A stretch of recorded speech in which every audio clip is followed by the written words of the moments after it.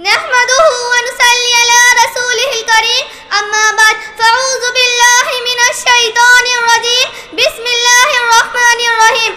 محترم صدر جلسہ اور عزیز سامنے اکرام، السلام علیکم.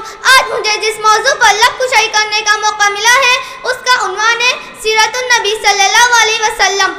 وہ آئے جن کے آنے کی زمانے کو ضرورت تھی، وہ آئے جن کے آنے کی زمانے کو ضرورت تھی، وہ آئے جن کی آمد سے بے چین فطرت تھی، وہ آئے نغمہ داؤد میں جن کا ترانہ تھا، وہ آئے نغمہ داؤد میں جن کا ترانہ تھا، وہ آئے دل یعقوب جن کا فسانہ تھا، وہ آئے جن کی خاطر مسترف تھی وادی تھی بدحاف، وہ آئے جن کی خاطر مسترف تھی وادی تھی بدحاف، وہ آئے جن کے قدموں کے لیے کعبہ ترستا تھا. جناب والا، یہ ایک حقیقت مسلمہ ہے کہ حضور صلی اللہ علیہ وسلم کارواں نبی کے رہبر اعظم بن گئے. آپ نے سجدے میں مبعوث ہو کر انسانیت نوازی کا پیغام سنایا جو ظلم تشدد کا مرکز بنا ہوا تھا. جزیرہ نما عرب پر انسان کا خون پانی کی طرح بہایا جاتا تھا.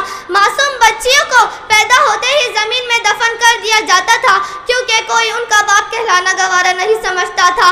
عورت کو پاؤں کی جوتی شرافت و حیا کی کمزوری سمجھا جاتا تھا. حیرت و حمیت کا خاتمہ ہو چکا تھا.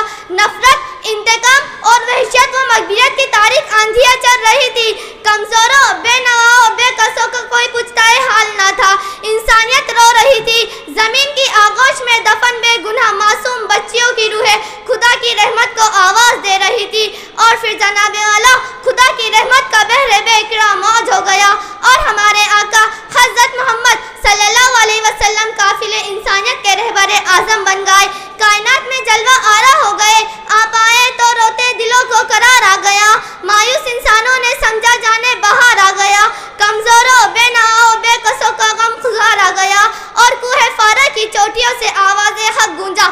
وہ دیکھو نور برساتا عرب کا تاجدار آ گیا. وہ دیکھو نور برساتا عرب کا تاجدار آ گیا. غلاموں، بے نواؤں، بے قصوں کا غم خزار آ گیا.